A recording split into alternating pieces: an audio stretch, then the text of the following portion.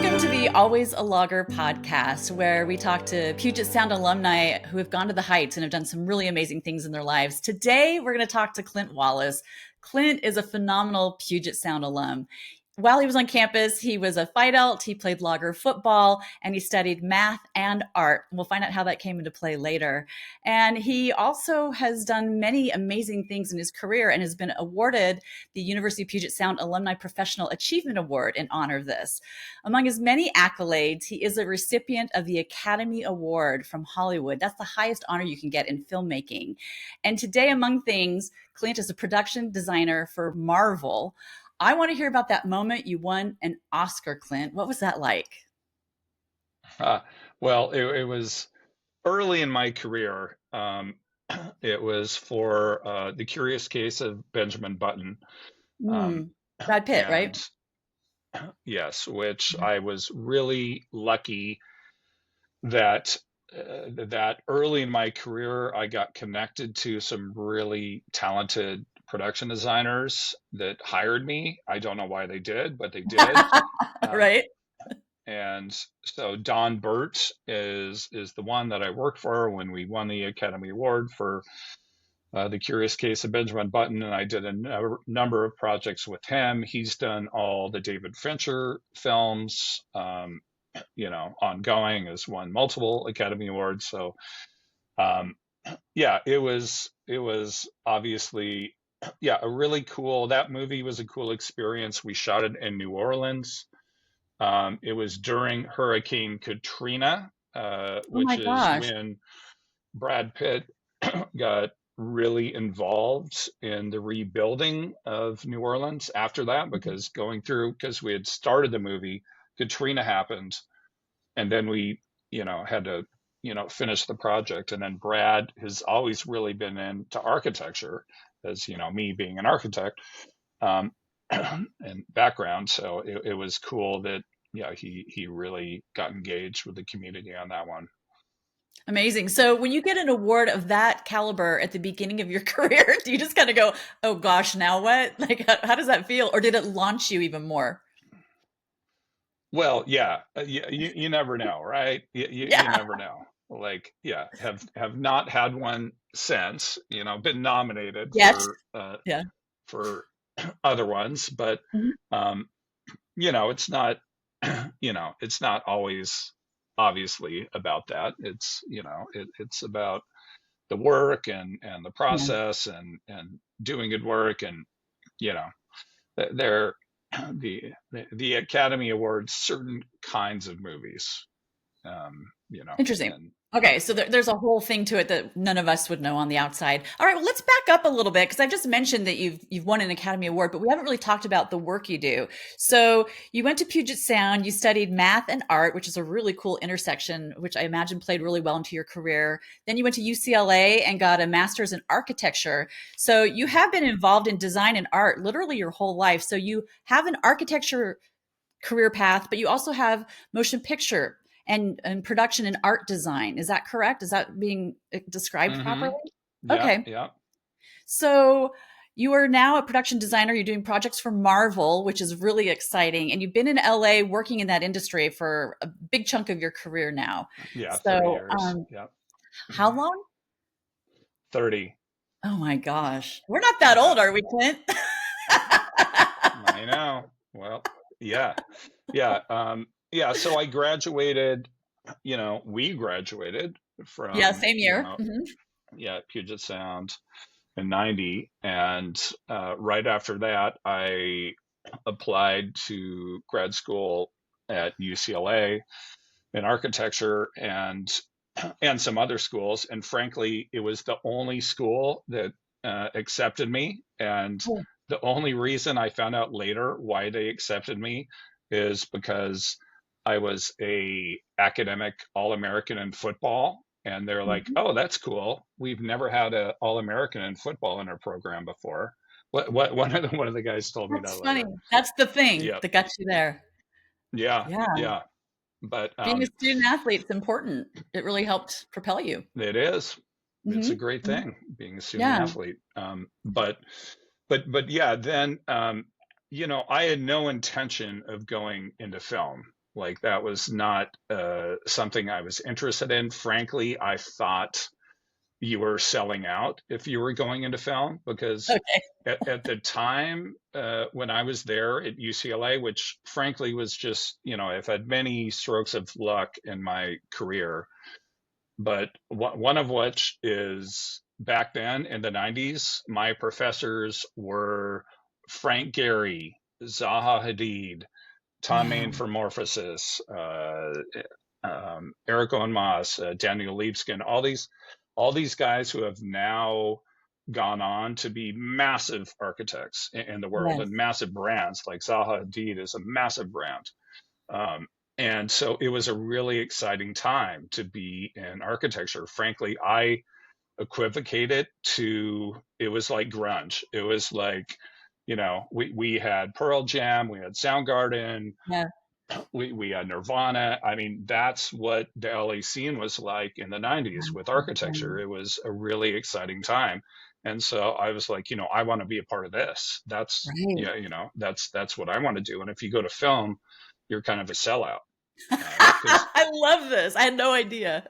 That's yeah, great. so So you were a so I have purist at first. friends that Yeah. went into film early, and I'm like, "What are you doing? This is an incredible historic time." Because frankly, internationally, LA was the global center of architecture, Wow. um, at that point. And so, I got my license. I went to work for a firm, and then ultimately, one of my buddies who did go into film early said, "Hey, you want to jump on a movie?" And that was right about the time that I was kind of ready to go out on my own. I got my Okay. license. I was working for this design firm, Barton Myers. I got to do some cool projects. Did this house that's known as one of the most significant houses of the 21st century. This house up in Montecito. Um, Congratulations. but at that point, I was done. I was ready to, Okay. go out on my own. So so I thought, oh, I could do film and I could do architecture. I could do both, right? Okay. And um, that's always not to totally go back to a whole another story, but uh, that's always to me what I got out of UPS is that you can do you can do multiple things. You don't going to a school like UPS, like, I played football, I did math, I did art, I was a cheerleader, I broadcast basketball games. And so I've always had that philosophy that, you should be able to do not just one thing, right? You don't have one career. You have multiple careers. You have multiple things that you do in your life. And so anyway, started my first film, which was The Adventures of Pluto Nash with Eddie Murphy in 1999, now No known as one of the kidding. worst movies of all time, That's awesome. which That was your I first know, film. After doing yes, architecture, which was very, very highly regarded, you went to that movie. yeah, which I take pride in. I definitely take pride in that. I love that But though. yeah, but what's amazing is I worked with some amazing people that were um, on that film. That's the thing about movies is you never know, right? When you're working Right. on a film, we all give the same amount of effort, whether it's a good film or whether it's a bad film. Like we're all giving our 100%, and sometimes it just doesn't come together, right? Okay. Um, but I was lucky that I got connected to some really good people, and that kind of led to my next steps in film. So you've been an art director and in production design. Can you explain to our audience what that is? Are you basically the world builder of the film? Are you the one who creates the visual elements that the Very director has? good. Very Okay. good, Julie. That's Okay. exactly right. That's what a production designer is. The production designer is responsible for everything you see in a movie, Wow. locations, sets, visually. So, what you do is, you read a script, you have a concept of how the words are going to translate into imagery, and have a meeting with the director. And then I give a pitch, And then if they like my pitch, then, then I work with that director, and then we work together on coming up with kind of the visual concept for the film. And sometimes, the visual concept informs the story. So that's probably the most fun part, is early on, when you're like, right now I'm on a movie in Budapest right now. Yeah, I'm working with right. the director, and some of the things we've been talking about end up changing the script, right? Changing the Mm. the changing the story, because as a production designer, you have to be the first guy on, because we take the the most time to we have to come up with the concept, and then we have to build the sets, find the locations, do whatever.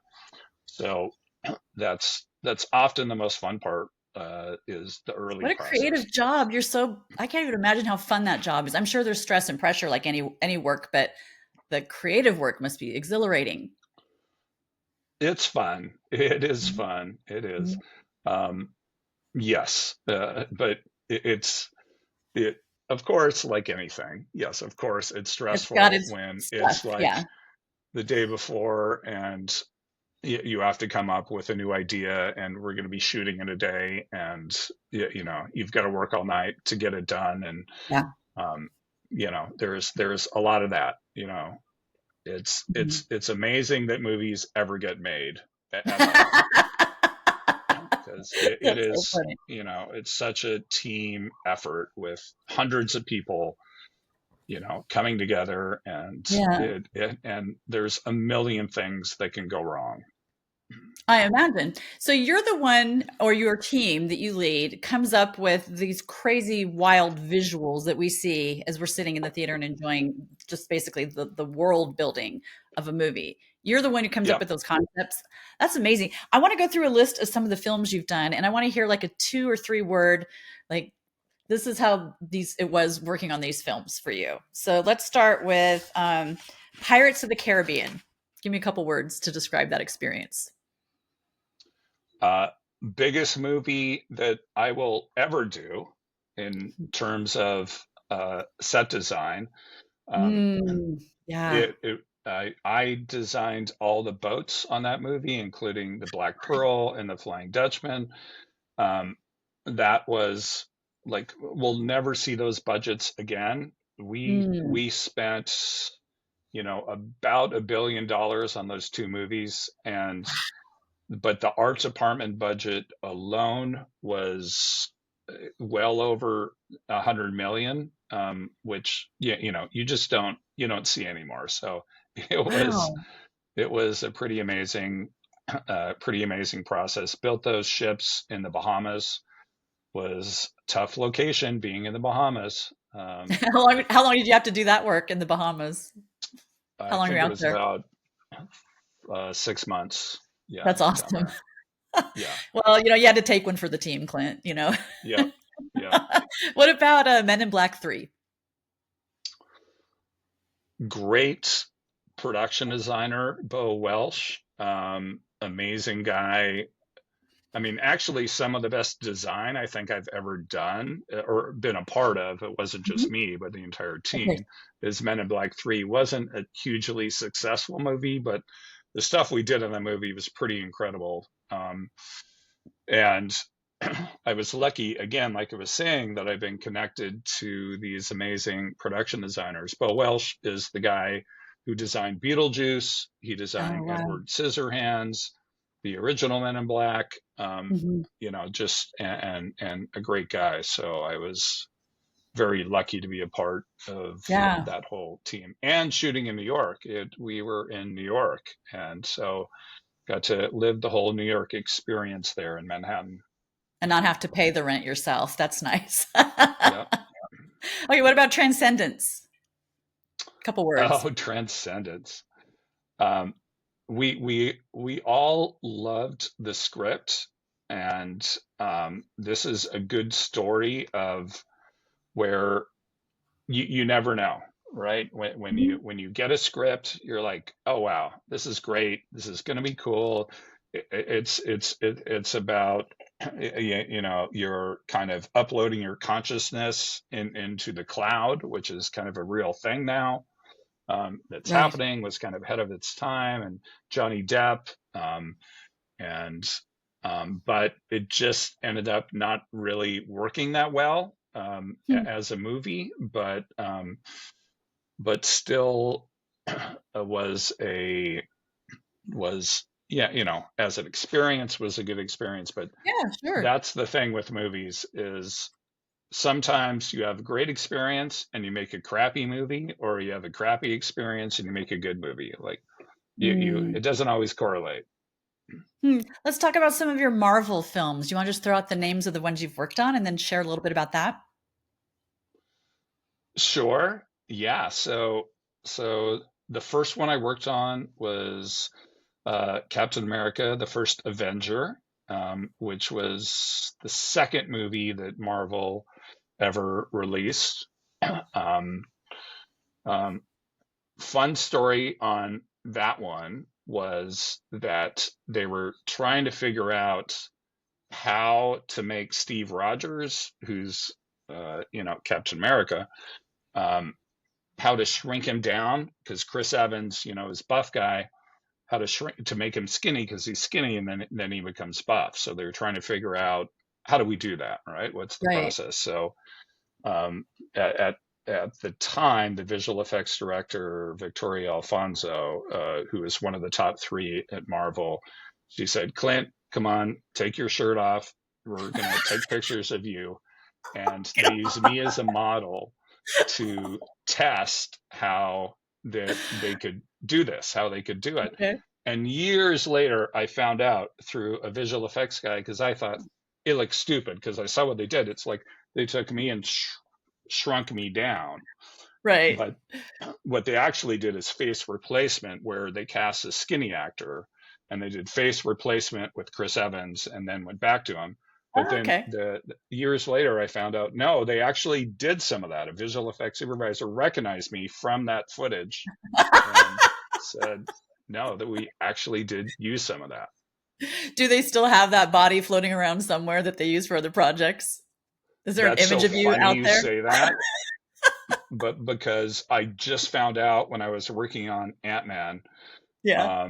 Quantumania, that my art director said, that, like, your body is being used by Marvel, because what we do in all the Marvel movies is we do these previses, right? So Sure. we do it all on the computer, where it's like a video game. It looks Of like a course. video game. So we understand the action sequences, we understand Mhm. how everything goes together. Well, it turns out they've been using my figure that they scanned years ago in those previses, and like he had recognized me, that I'm in there. Marvel That's so owes funny. me some money for that. Yeah, they do. They definitely owe you money, and now everyone knows what you look like shirtless. That's kind of awkward. Yeah, 20 years ago. Yeah. Well, yeah, at least it was 20 years ago, right? Yeah, Oh my goodness. Okay, what about the Doctor Strange film, Doctor Strange in the Multiverse of Madness? that was actually one of my cooler production design experiences. Mhm. um, the head of, because I came in later in the project, and the head of Okay. Marvel, Kevin Feige, came to me and basically said, I had a Zoom with him and said, we hate what we have right now. And he said, Clint, whatever you can do, make it cool. Oh, And neat. that was his only direction. And you have a week to do it. And so it was about designing this multiverse, because a lot of times in this world of multiverses, it all gets very dystopic. It Mhm. gets very dark, like Mhm. kind of Blade Runnery. And so we're Mhm. like, no, we're going the other way. That they go to this other universe that's all about where cities become gardens and streets are rivers. And so, I pitched this whole idea and they loved it. And then we had to build it, and it was a massive build. It was a Oh massive my build on the goodness. Paramount lot. And if you see the movie, it's this one multiverse with where it's every cities are green, streets are rivers, and crazy colors and crazy flowers. And Yeah, a That sounds really kind of amazing. fun, cool thing. Let's talk about Top Gun Maverick. What was that like? Top Gun was one of my favorite projects, I'd say, along with Pirates. It was just such a fun experience, and the success that it had was super cool to see that happen. But we shot it all in California, and starting down at San Diego, NAS North Island, and Coronado. And one of the cooler things was just hanging out with all the pilots. Oh, fun. We were hanging out with, in the bar. I remember being in the bar with those guys, and they Mhm. checked their watch, and they're like, "Oh man, we gotta go to work." And then, like 15 minutes later, you'd hear the F-16 taking off, That's you so know, cool. going off in the thing, because we were geeking out on them and the planes Yeah, and all that, but they were geeking out on us with the the Hollywood original thing. Top Gun. And so Yeah. yeah, but it was just a really overall super fun experience, because we started off down in San Diego, went up to Middle California, worked with Skunk Works, famous secret plane manufacturer. One of the cool stories from that Tom Cruise loved was we built this plane in the beginning of the movie. There's this dark star that Tom goes in and it blows up. Um, so we built a full size replica of that plane, and Fun. we Oh my worked gosh. with this top secret Skunk Works, which they build all like the top secret planes for the military. And we worked with them, and they had it in their hangar, and they pulled it out at one point. And because they know they're getting tracked all the time by the Russians and the Chinese, so all the satellites said, "Oh damn, the U.S. has this whole new weapon, this whole new plane." Oh my That god.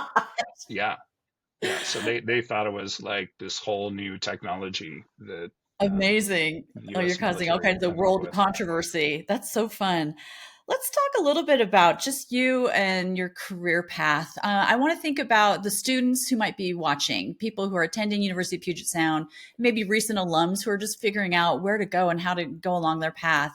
There's two philosophies, right? There's the career ladder where you just go up and up and up and kind of get into higher roles in a certain industry. And there's also a career river where you kind of meander down through different career paths. What advice would you give students as they look at their career journey, just based on your experience? I'm definitely the latter. I'm definitely Me too. a river guy, because again, I loved movies as a kid. Mm, Star Wars was a huge influence on me as a mm, kid. I had all the making of books, so I was always into the art of it. I was, from when I was, 10 years old. mhm. It was fascinating to me, but I never considered, a kid from Seattle that could, be in the movie industry. It was never a consideration. Mhm. So, I just kind of followed, yeah, leading into art and math and architecture, and then, yeah, just kind of finding my way. And I think what I always like to tell young people is, like, you you're in control, but you're not always in control. Like, your Mm. opportunities are going to be presented to you, and you have to make the best out of those opportunities. And you know, I while I say that, I'm also say I also say the opposite, which is, if What's you up? really have a passion, and I tell this to people who want to get into film all the time, Mhm. if you really do and you want to get into film, you'll if you're committed, you'll get there. It might take you a while. Yeah, you'll get there. So it's I guess it's a combination of a little bit of luck, and also a little bit that you're, yeah, have a passion and an interest, because I think Mhm. my passion for film was always kind of in there, Mhm. but it didn't come out till later in life. It really is an indicator that some of the things we really loved when we were kids is really kind of a signpost of where we might end Hmm. up as adults in our Yep, careers. for sure. So you've really taken advantage of lifelong friendships that you've built at Puget Sound. Can you share with our audience what Andrew Fest is and what you all do? Yeah, so um, this was a group of fraternity brothers that we decided at my wedding that we would all get together once a year every summer. And we did. So we've carried that on. So this was the 30th year Mm. of continuous get-togethers. Now that we're old, we're a lot more boring and we're doing river floats and we're not sleeping on the ground. But early on, we climb Mount Whitney, we climb Mount Rainier, we went mountain biking in Mount St. Helens, like, all kinds of, lots of hiking and camping and all that. Um, but it's been this amazing connection with a bunch of loggers that has continued, to this day. And and my wife, Allison Anderson, a fellow logger. Sorority Um, sister of mine. Hi, Al. that's right. That's right. Um, at, for years, I must say, she would, when we had young kids, it would be sometimes a little difficult because I'd be leaving to go on a weekend, and I kept encouraging her, say, hey, you should do the same thing with your girlfriend. So now they've been doing the same thing with girls that Yeah, I just probably. saw photos of a get together. They were on a lake, I think in Yeah. Idaho. Yeah, So they look like they had I'm a great really time. glad that they've, Yeah. taken that on because, I think those friendships at this point in life become really, really valuable. Hmm. So there's another part of your career we haven't talked about yet, and that is somehow, and I would love to hear the story, you've opened a distillery in Seattle. Share a little bit about this. Yeah. So this was a dumb idea that I had um, about 10 years ago where I developed this as an architect. I developed this project with Greg Vaughn, a fellow logger, Right? and we said, "Oh, hey, we have this open space in this building that he owned that I developed." We said, "Oh, we should start a distillery," and we had no idea about distilling or anything. So it was three loggers: Mark Hallman, Greg Vaughn, and myself, and we started this with no clue, with made every mistake possible, did absolutely everything wrong. And Hmm. but somehow we've course corrected, and so 10 years later we're doing well. We have an exclusive license with the Space Needle to do their Space Needle. We have the sculpted Space Needle bottle that I created, and that's been a They're big beautiful. success for us. Mhm. But but I should also say that Skybound is the term for it's honoring our logger heritage. It is the term for the last remaining tree in a clear cut that refuses to be cut down. That's called a skybound. Really? That's Yeah, cool. I didn't catch the logger connection there. Thank you for that. That's yeah. really cool. Well, I could talk to you forever live from Budapest while you're on location, but we should just probably wrap this up. Your final question, Clint, is what message do you want to give the University of Puget Sound community? Well, I think back to what I kind of said earlier is like being at the small school like Puget Sound is take advantage of that to explore all opportunities, and that you can do, unlike at a big school where it's really tough to do anything more than like play football or focus or be pre-med, like, take advantage of just the opportunity to do many, many things and explore. I mean, the first film I ever made was at UPS at Foolish Pleasures, which Julie probably remembers, Yeah, the film festival. which Mhm. was this film festival, and we made a film. And so that definitely, I think, also played into my development into film, and so And here you are explored. in Hollywood. Yeah. Yeah, that's beautiful. Thank you. Okay. So if our viewers and listeners, this is going to be audio and visual podcast, want to be in touch with you or learn more about you, can you share your personal website and the one for your distillery? Sure. Yeah, you can check me out on clintwallace.com, which is just like film and architecture. That's really Um, cool. and then skyboundspirits.com is Thank you, the Clint. distillery. Okay. Thank you so much. It's so fun to talk to you and hear about all the great work you've been doing. That's Clint, Academy Award winner, award winning architect, distillery owner. And be sure to like, subscribe, and share this podcast so we can get the word out about the cool things that Puget Sound loggers and alumni are doing today. And if you know of a great alumni that we need to tell their story and interview them, please send me an email with their names at juliegates@pugetsound.edu. Thanks so much. We'll see you next time. Bye.